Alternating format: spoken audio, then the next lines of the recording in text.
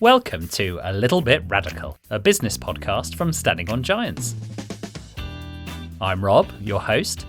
Join me as I meet people and organisations who are doing things differently, challenging the status quo and, yes, might just be a little bit radical. A lot of us are trying to make greener choices in life, but have you ever considered a greener choice in death? Sarah Jones is the founder of Full Circle Funerals, a B Corp funeral company giving people a wide range of choices for their ceremony, from traditional to alternative to green. In a recently published report by Planetmark, the first of its kind, it was found that there is a large range of potential impacts associated with our final send-off, from coffin to body committal. So whether it's choosing a life art enviroboard coffin over traditional mahogany veneer, or having a natural burial over cremation, there's more options than ever for the eco-conscious. I'm fascinated to get into this one. Sarah, welcome to the podcast. Thank you, Rob. It's a pleasure to be here on such an incredibly important, world-renowned business podcast. Thank you very much for that. I didn't pay you to say that at all, yeah? Yeah, that wasn't primed at all. No, it's genuinely a pleasure to be here. So thank you for having me. Absolutely pleasure to have you, and such an interesting topic. So I'm sure we're going to have a fantastic conversation. So Sarah, if you are a little bit radical and you're on our podcast, so we know you are, what do you think in your early life set you up for that? So I think it's a great question. And actually, one of the bits that I've enjoyed most when listening to the podcast, interested to see what other people have said, there's sort of two bits to my answer. So the first is I had quite a roaming childhood. So by the time I got to secondary school, I had lived in a number of different countries and hadn't spent longer than maybe a year and a half, 2 years at any school. So I think what that probably brings that might be relevant from a radical perspective is I guess I had seen that things can be done in lots of different ways. You know, you leave one country, you go to another one, and actually how they do school is really different and everything looks different and feels different. So it's probably given me a bit of breadth in terms of appreciating that there are generally multiple ways to do something. And the second thing is my dad. Now as an adult, I realise that my dad is actually a very radical guy. And he had a very traditional career and a very, worked in a big corporate and did what he needed to do. But actually, everything he stands for and talks about is actually gently challenges maybe the perceived and prevailing wisdom. And every time we would talk about anything, it would always be a why, and why does it work like that? And is there a different way to do that? And he's just generally a pretty radical guy. I think that's probably, well, it will have, of course, had a huge impact on how I see the world and how I do stuff. So that's my answer, I think, to an incredibly awesome question. Well, thank you very much. Flattery accepted. Well, I think the two brilliant sides of the answer there. Lots of countries growing up. What kind of countries? What kind of cultures were you exposed to? Well, theoretically not that different. So Ireland, England and the Netherlands. Oh, okay, yeah. So not, on paper, probably, a bit of a language thing going on. But other than that, you'd think fairly similar, but actually really different from, little things to, the uniform that you wear, to class sizes, to the stuff that people get up to out of school, to what lessons look and feel like, to, I guess, what you have to do as a new person to fit in. Like, how do you socialize? How do you make new friends? What do teachers expect from you? So I wasn't aware of any of this at the time, but I guess looking back on it, it would certainly lead you to see that there are lots of different ways to do something and do it well. I guess it must encourage a kind of a healthy, I don't know whether skepticism is the right word, but presumably whenever you hear someone quite dogmatically saying that there's only one way of doing things, you just know that that's not true because you've lived it. Yeah, it certainly seems pretty unlikely. There might be some exceptions to the rule, but that does generally feel like a very unlikely, an unrealistic position to take, I think. And give us a few examples of your dad being a radical person. Bring it to life for us a bit more. Oh gosh, I'm trying to think of some that are appropriate. We can always make it an explicit episode. There's a button we can press for explicit. No, more just he would just always question everything, and he even does that now. So maybe if I give a now example, we all talk about we shouldn't eat sugar. That's kind of one of the things that we're all hearing about. Now, if you would say that to my dad, he wouldn't just accept that that seems as sensible. He would immediately, well, we need sugar because we need energy. And there's always a question and there's always a challenge, but in an interested, curious way. Maybe the nuance to the radical is just wouldn't accept anything just as a given and would always be curious and question and challenge it and say, well, why is that like that? But I do need sugar because after I've had a swim, I'm old and I feel tired. I need a jelly baby. And why should I not have my jelly baby? I think I should have my jelly baby. And it's more a curious questioning, I think. And he's still learning at 82. Still wants to know the why and the how, read a book about it if someone says something that he doesn't accept. Of course, yeah, I was wondering what that was building up to, what he wanted to eat, that you were telling him he shouldn't eat so much of anymore. Jelly babies, amazing. All about the jelly babies. My bet was on bourbon cream biscuits. That was mine. No, he's all about the sugar in its most simple form. My granddad. Marshmallows, yeah. Jelly babies. It's exactly when's that. Yeah. And as you've become an adult, do you think that you've become more radical or less radical, and what's been behind that? I think that no different in terms of what I think and how I feel and maybe what my instinct would be. But I think, as with most people, I think as you become an adult, you feel more comfortable bringing your real self and slightly less concerned about maybe trying to give everybody what they want and need from you. So I think my answer would be, I think inherently probably equal levels of radicalness. But I suppose now I feel that as long as I do it with kindness and I'm doing it for all the right reasons, I would be more comfortable expressing or behaving in a way that others might perceive as a little bit radical. Okay, yeah, I like that. So more comfortable in your own skin, more confident with putting forward your little bit radical ideas or perspective on things. Yeah. Well, I think that's a lovely position to be in. It's common amongst many of our guests, actually, who say something similar, that they've just grown to feel like they're more authentic than when they were younger. Yeah, and you start to see the downside of maybe not being authentic, it's a great word, or having integrity. You see that actually that's probably pretty toxic and maybe not how you want to live your life or what you want to represent, and also maybe what you want to show your children or the other people who, you spend time with. Of course. Well, talking of authentic and talking of confident, how did you make the decision to go into the world of funeral directing and dealing with death and, people's final send-off? I started my working life as a medic. So I worked in healthcare initially, and then I left medicine. I was doing surgery, vascular surgery, and I left and I had a social care business. So I supported adults with learning difficulties and challenging behaviour. And then I was ready to consider what I wanted to do next. And I had always felt that funerals were important and maybe not always framed as helpfully as they could be within, I guess, British culture. And what I wanted to do is I wanted to bring everything that I had learned from health and social care and apply that to funeral care. So I guess that's where, without realising it was being in any way disruptive, that was where the first slightly disruptive potential element came from, which is to say, actually, I think funeral care is part of healthcare. I think it's part of health and social care rather than a more transactional part of our society or transactional business, which is about stuff. I see it as something which has therapeutic potential and potentially could have a significant impact on people's well-being. Tell us more about that. That's really interesting. Well, I suppose I had my whole career, it's been about trying to meet people's needs from a health and social care perspective, both physically, initially very much physically as a medic, but then increasingly also emotionally, psychologically, spiritually, when you moved into more community-based care for vulnerable adults. And then I became aware of that, the whole picture. So the physical part, the emotional part, the spiritual part, the environment, the complexity of the web of the people that we have around us, the relationships, how important all of that connection and relationship is, and how much of an impact that has on well-being.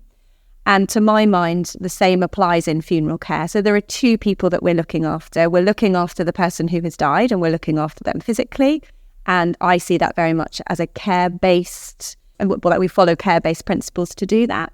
And we're then also looking after their family or friends or whoever it is for whom this is a really significant event and is needing to make arrangements. And we can apply exactly the same principles to how we would approach that as you would approach speaking to a patient or speaking to a family or somebody who is living in a residential care environment. It's all about understanding what somebody needs, understanding their experience to date and how that informs what they might like to do next, and then tailoring your support to meet their needs. So understanding what somebody wants, what they need, what they're scared of, what their objective is, what their priorities are, what they're having to navigate, the complexity of their situation, the people, their network, and then trying to understand how we as funeral directors, as one person, along with many others, at that time, how we can help them in terms of information provision, what environment works well for them, how much information. When you start framing funeral care like that, what people need is incredibly different, depending on their personality, their life experience, their experience of arranging funerals, their relative comfort talking about death and dying, how comfortable they are talking about the physical aspect of that. So the fact that there is in this somewhere, there is a person, a body, someone who has died. Some people want to talk about that, other people don't. So we have to be incredibly personalised and very flexible in trying to understand what somebody wants when sometimes they don't know that, and then respond to that. I think that's why I see it as a health and social care based approach. Of course, yeah. It feels like you have a very holistic approach compared to here's option A, B, C. We'll get the body from here to here and we'll get the people in this building and then you'll have this service. I mean, I'm sure that all of us, anyone listening as well, will have felt the difference of going to a funeral which was truly personalised and it was serving that kind of purpose that you're talking about, the more therapeutic or the community kind of purpose. I felt when a funeral feels completely wrong, and I felt when a funeral feels so right for that person and the group of people there. And it is palpable and it's so important, isn't it? Yeah, and the personalisation thing is interesting because I think there are a few larger funeral organisations with large marketing budgets who are talking about personalisation as being what funerals should be about. And that's interesting because for some people, that would be really helpful. Well, for a lot of people, the idea of being able to personalise something to reflect that person is absolutely one of the driving and most important principles and objectives. For others, actually, there's a place for it to be deliberately impersonal because it might not be the space actually to be bringing, we don't all live charmed lives and we're not all wonderful people. So sometimes actually it might be that personalisation is absolutely not the objective. It's about putting something together which is appropriate and dignified and professional, but actually personalisation is just not appropriate because it's back to that kind of integrity piece. It wouldn't be real. Of course. Relationships are complicated, aren't they? They are really complicated. And, people who have hurt other people do still have their funerals arranged, sometimes by those people. So that we need to be slightly careful about the sense that, lots of personalisation good, not personalisation bad. Again, it's a little bit more subtle than that. And it depends on what that family, that person need at that time. You're a B Corp at Full Circle Funerals, as I mentioned in my intro. We talk about B Corp a lot on this podcast. In fact, I get told off for perhaps talking about it too much, but I don't care because I think it's very important. We've just been talking about feels very much like the people P of your work, seeing it as an extension of health and social care, looking after the people involved in that funeral. But you're starting to move towards being able to deal with the planet P as well, right? You flagged this research to me, thank you very much, about the environmental impacts of death and the way that we deal with dead bodies and people dying, and actually how there's quite a range of impacts and that perhaps the traditional ways of doing things are not the best. So could you tell us a little bit about that process of kind of unearthing that and then how it influences your work at the moment? Yeah, sure. So I guess with B Corp, well, as anybody, I guess as a business who is on their environmental journey, you start with your scope 1 and 2, don't you? And you measure it. And we did all of that. We measured it. And then we talked about how we might reduce it. And then we sort of maybe reduced it a little bit. And then once I felt we'd sort of done a reasonable amount and we had certainly taken the easy wins in our scope 1 and 2, I thought, well, let's have a look at scope 3. And as with I'm sure many people that you speak to and many people listening, that's where it gets really interesting as a euphemism for kind of scary, daunting. For anyone who doesn't know, just explain scope 1, 2, 3 for us, just in case anyone doesn't know. My apologies. Yeah. So scope 1 is the energy that you use within your business. So for us, I guess that's a building and cars would kind of be the two immediate ones. Scope 2 is how that energy is supplied. So we've moved to full renewables. So we've ticked that box as in I've done what I can there.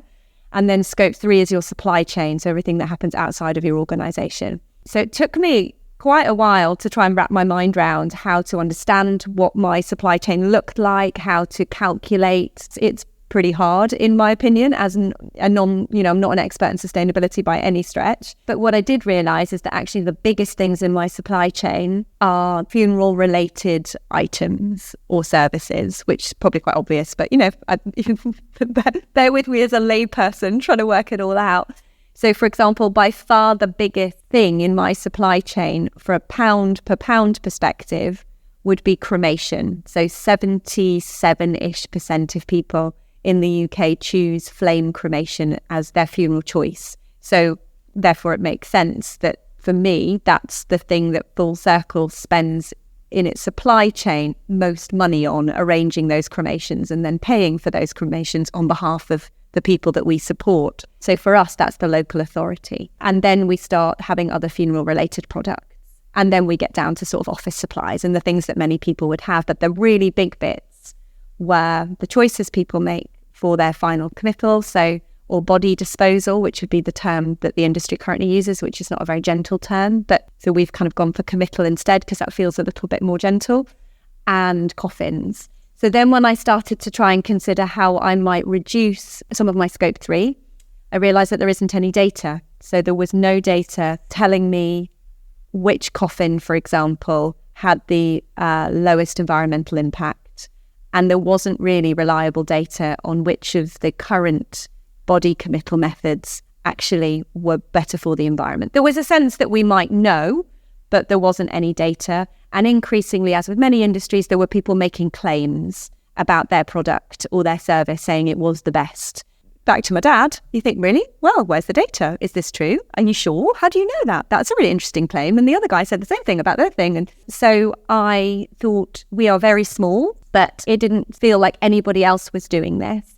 And to my mind, what was needed was for somebody independent and an expert in life cycle analysis and sustainability to take this piece of work on. So I spent a year or so just trying to generally persuade people that this was a great thing to do. And they all said, yes, that's really nice and all, but it needs funding and we need a budget and we need a PhD student and all this sort of stuff. And in the end, I thought, well, let's crowdfund it, because although I would have been willing to pay for it, then of course it immediately becomes not independent, and it immediately then becomes our piece of work and therefore loses a lot of credibility. So I spoke to Planet Mark, who you've mentioned, and I'm very grateful that they said that they were willing to take on coordinating and managing this piece of work, which is relatively small with quite a narrow scope. So it was about understanding the carbon emissions associated with body committal and with 10 of the commonest coffins. They said that they would take that on. We crowdfunded £20,000, which shows that the community care about this because people were willing to put their money into having these answers. And then we're now at the stage where the report is ready. And one of the really important things was that all of the data would be made publicly available. So that's all in a report that is available for anybody to look at. And it shows the calculations. It shows the work that the life cycle analysis group put together. It shows how Planet Mark have understood that information and what they think the next step should be. And then the hope here, we're not quite there yet because we currently still have some quite significant challenges to that, which we're just navigating at the moment. Once we manage to do that, which I hope we will have done by the time this podcast comes out, then the idea is that that information will be available to people who want to make greener choices. So they will objectively be able to see, right, if I choose this coffin, that is associated with, 30 kilograms of carbon. Whereas if I choose this one, it's with 5. So I'm going to choose that because that matters to me. And they will also be able to see the consequences, or I guess the impact of choosing flame cremation versus traditional burial, natural burial. And then we're hoping that the industry will then see this as a nudge to start to take it forward. I mean, it's a very limited and small piece of work, but hopefully what it shows is that this is all possible. So we should start thinking about it and talking about it.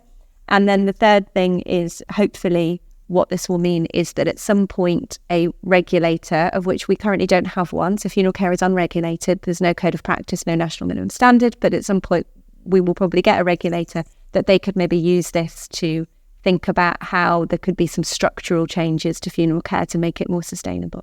Wow. So it was a very long answer. No, it's a fantastic answer. So there's no regulator. So tomorrow I could set up a funeral practice, could I? Yes. Yeah, we don't have a regulator. There are 2 trade associations, but membership is not compulsory. They have standards and codes of practices that if you sign up to those trade associations, you follow. But there is no, we are currently unregulated, which I think a lot of listeners would be surprised about, I would imagine. Yeah, something that affects literally everyone. Yeah. At some point. Yeah. Millions of funerals going on every day. Oh, I think the same with the carbon emissions. Correct me if I'm wrong, but if everyone went from flame cremation to natural burial, say, presumably timesing that by the number of funerals that happen around the country, around the world, that adds up to a really big number and a really big impact, right? Yeah, it's a really big number. So I'm not going to quote it here because, as I say, I'm just navigating a few threats of legal action, but it's in the report. It's a big number. And I think that's the thing, isn't it? As numbers go, for one person, these are not eye-watering numbers compared to some other industries. But when you then realize how many of these are happening every day, then it does become significant. And a lot of people do care, but when you're arranging a funeral, you've often got a lot of different things to navigate. So you may care about sustainability, but you've also got other things. You want to reflect the person. You want to acknowledge that there are other people for whom this is an important event who maybe don't care so much about the environment and who are looking for something that they expect. So there's quite a lot of different things that people have to navigate. And I think it's really important that we don't put people under a moral pressure to say, well, if you choose flame cremation, then that's bad. A funeral is made up of a whole load of different decisions, each of which has an impact on the environment. And I suppose what we're keen to do is just nudge people's thinking and behaviour towards, if there are 2 options that you would be happy with and that you think are appropriate and reflect the person and meet your needs, then actually if one of them is much better for the environment, maybe it makes sense to choose that one. There's a reason that we didn't set up as a green funeral director, because I didn't want to just be supporting people who are already identify as that being their most important objective. What I wanted to do is not be a particular type of funeral director, be able to meet everybody's needs, but when possible and when somebody is interested, be able to help them to navigate some choices which would be better for the environment, because I think that's collectively where we'll have the biggest impact. Well, I think that's really eloquently put, and going back to the B Corp thing and the fact that it's not just the planet P, it's the people P as well. So if you were insisting on certain choices because they were more sustainable, then that wouldn't be giving the right prioritization to the people element of that. Yeah. Someone might have died who would have hated the idea of being naturally buried under a tree, right? So it's wrong. Absolutely fascinating stuff. Is there a number for the number of cremations that happen in the UK every day, every week, every year? Well, as a ballpark figure, there are something in the order of, say, for argument's sake, 600,000 funerals in the UK every year, and 77% of those are currently flame cremation. Wow, yeah. Even if you take the people who would be perfectly happy to choose something else would be appropriate for them, and they'd choose it based on its environmental credentials. Yes. Be a big chunk. Yeah, but there's also, a lot of those crematorias are currently fossil fueled. I find that such a difficult phrase. There's too many fuels. Of course, yeah. Is it gas? Exactly, yes. So there's also an interesting conversation and more research needed. There's now a little bit of a move to electric cremation. There's some conversations about biofuel. I think this is where the sort of industry and regulators, I think there's a place to be having a really open and interesting conversation about what the next 10 to 20 years look like. Because these are massive pieces of kit that are incredibly expensive.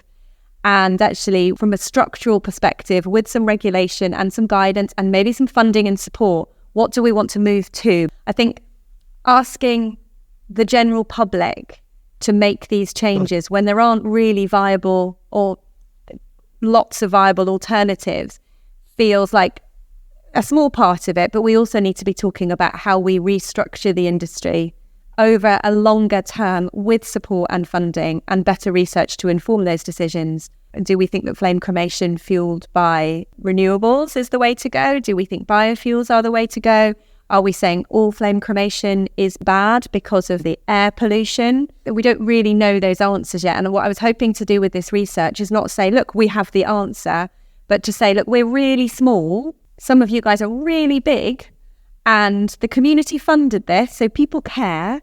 And look, we can do this little thing, which shows that it is doable. What we're now asking is that you move from it's too hard to, okay, we could now also do a little bit. And if everyone did a little bit, before we know it, we have some really reliable data about what we need to do as an industry. That means that people have enough choice to get what they need, but also we have collectively contributed to getting where we need to be by 2030 or 2050, or whatever number it is that you were going to work towards. So it was a nudge to start those conversations. And as you can imagine, at the moment, we're just in that kind of storming stage where some people are saying, yay, this is really great. You've started a conversation. Let's move this forward. Others are probably still in the mindset of critiquing the specifics of this report. So we just need to try and move forward to the next bit, which is, yes, it's not perfect. So what do we do to make it a little bit more perfect so that we can make some good decisions? Great example, I think, of a little bit radical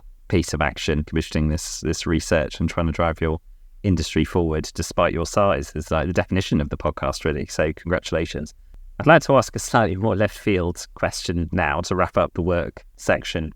Do you think in the UK we are good at death, or do you think that there's lots of room for improvement? Okay, so that's a really big question.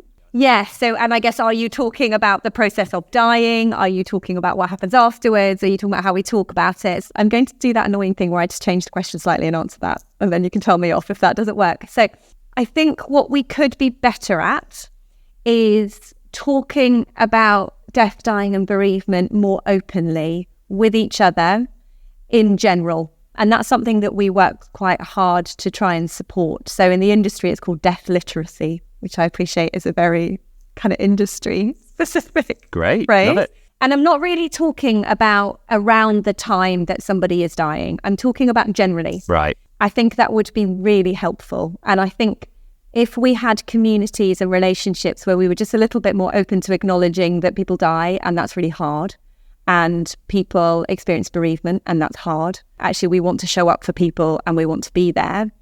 And we might not know exactly what that looks like, but actually maybe just a bit of kindness would do the job. Let's take all those layers of pressure off saying the right thing and doing the right thing and having the answer and making it better, and just become more comfortable with showing up and saying, I imagine this is all quite hard, and I just want you to know that I acknowledge that. I'm here. If we did that a little bit more, I think we would have kinder and more accepting communities. There's a growing movement now for grief kindness as a concept. So we would just generally have places, workplaces, communities, streets, school playgrounds, where we're all a little bit more comfortable. And I think it would also mean that people are much more likely to have their needs met around dying and funerals and bereavement, because we would just be more informed.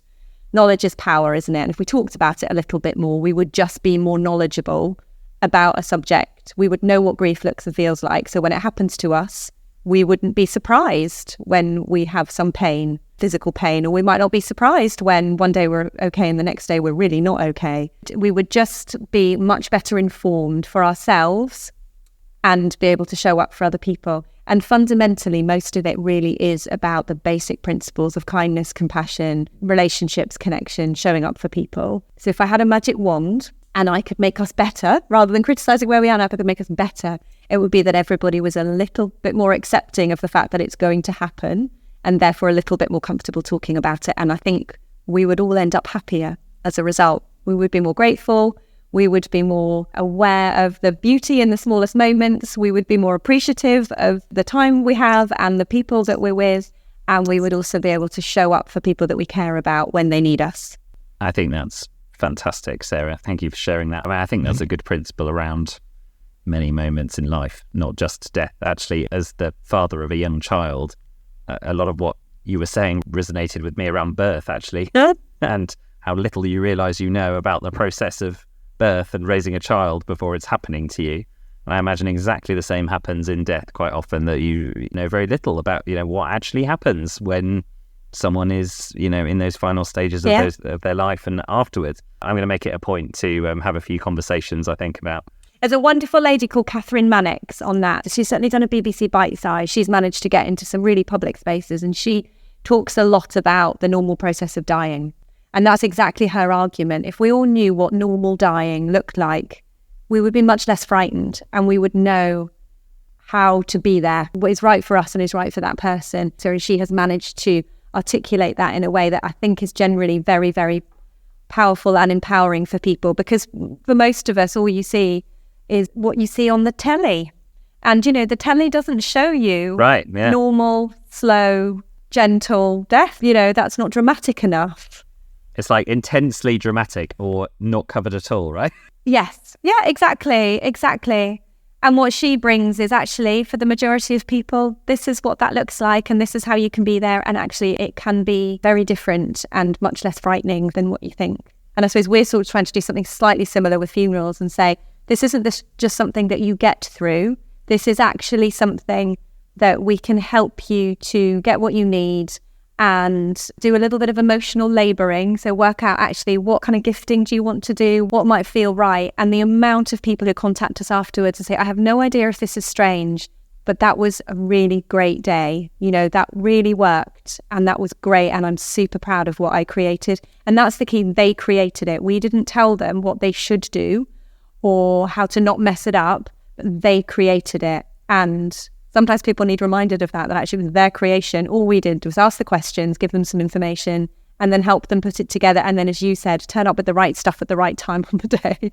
We are incredibly resilient and we have so much innate strength. And sometimes you just need somebody to help you find it. Absolutely. Well, congratulations for helping so many people do exactly that. Again, going to things that we should talk more about and be more open about. Grief as a subject is not just pure doldrums, for years on end, is it? It's ups and downs and it's complicated, and you can have moments of elation while you're grieving as well as moments of being very depressed. And grieving and loss, that's not just about dying, people who experience relationship breakups, people who move house, for children who, for me, moving a lot as a child, it was never talked about, but all of those there's a significant loss and there is some sort of processing that's needed. So and if we talked about maybe loss and acknowledge the losses that we have, be that a physical loss, as we get older, people experience physical losses because they can't maybe do the things that they used to be able to. If we all talked about that a little bit more, that would be really helpful. Good recommendations coming out of this podcast. I'm going to throw one in as well, the programme that I watched that I thought was fantastic on the subject of death, and it was Grayson Perry, the artist's programme he did for Channel 4. Did you see that one? I've heard about it. I haven't seen it. I mean, it's probably a bit like a busman's holiday for you, but it was fantastic. And looking like he does, looking at death from 90 degrees, I'd say. So he visited other cultures where they have very different practices, like leaving the body in the house as long as the family deem it necessary, which is often a period of months. And the body is kind of there for a period of months. And the grieving process and the therapeutic process is aided by their presence being there for longer, settling in a more gentle way, as you say, because they're there and present in the space. To a living funeral he attended that was a really moving thing. So yeah, I'd really recommend that. It's on Channel 4. I think you can watch it on all 4. We're going to move to the last part of the conversation now, Sarah, which is we're going to lift you out of your day-to-day and look to the world at large. So if you did have a little bit of a radical change for the world that maybe you can't influence on a day-to-day basis, but what would you like to see happen? This is such a hard question. Everything that came to me is just so trite and dull. World peace? That kind of vibe. World peace is good to wish for. It's fine. So the first thing that came up for me with that whole kindness thing, which I do totally live by. I think if we were all a little bit kinder, I say that to my kids, what would kindness do? And whatever path it is that I felt the need to ask the question, it generally stops that path. But I love that. Yeah. Well, they intensely dislike it because clearly, that's irritating. I think proper kindness, again, something we should talk more about. There was an interview I did for this podcast with Jenny Kitchen from Yo-Yo, who had this kindness mantra as well that, she really clearly articulated like you have. Kindness and being kind has been ruined by people who use it as a reason for them not to receive legitimate criticism for what they're doing, which is really annoying, because I completely believe you that kindness should be something that we're all standing up for more. Yeah, and doing the right thing by people. But the other thing that occurred to me, and I don't know how this is going to land, you can edit me out. Kind of outside of work, I'm very interested in human thinking and I guess psychology and wellness. And one of the things that I think would be really helpful for people, or for everybody to know, is that your thoughts are not the reality. So people understand that they think a thing, be that maybe an unkind thing or a mean thing or a judgmental thing, and that's just a thought. And you don't have to act upon it, and it's not real or true unless you then do something that makes that real or true. And I think that if everybody knew that and realised that, that would probably be quite helpful, because we have the ability to change our thoughts and work with our thoughts. And I think some thoughts lead to people behaving in a way which is not helpful for them, but also not helpful for the planet or helpful for the people around them. And if we all had a bit more understanding about how we could maybe change some of that in a way that's more constructive for us, takes into account the planet, the challenges, our communities, people who need us, I think that would be helpful. And particularly if you recognise that some of those thoughts actually lead you to behave in a way which isn't helping other people. You've kind of got the self bit, haven't you? But you've also got, one of the things we're talking about today in terms of the planet, or one of the big things that you talk about, what do we do from a sustainability perspective? There are some thoughts that people have, like, I want more stuff. There's lots of things in our helping us to continue that thought, aren't there? There's lots of drivers to maintain that thought. Of course, but actually just knowing that that's just a thought, I don't actually need more stuff. It will result then maybe in less consumerism and therefore, better things for the planet. So I feel like that's, for self and for planet and for others. And also just the sense that you can think really mean things about things and people, and they're just thoughts. But you're a bad person until you do something about it. Deeds, not words, or deeds, not thoughts in this case is what counts in the end. Fantastic, Sarah. So last question now, always the same for all our guests. So if there's someone listening who has a little bit of a radical idea, perhaps for a business or for their personal life, and they want to get going, what advice would you give to that person?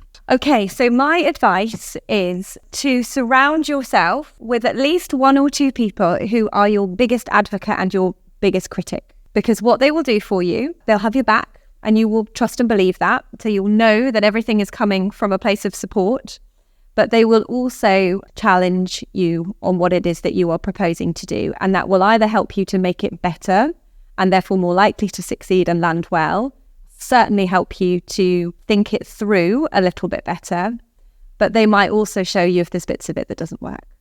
And I guess if you're lucky, you will have those people in your world, people that who tick those two boxes. And if not, you maybe need to go and find one, and that might be a professional person.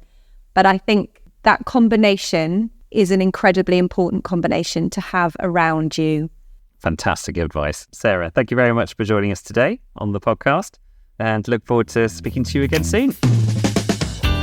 Thank you for listening to this podcast. If you enjoyed it, please follow us on your podcast platform. If you'd like to appear on A Little Bit Radical, or have an idea of someone we should speak to, please email podcast@standingongiants.com.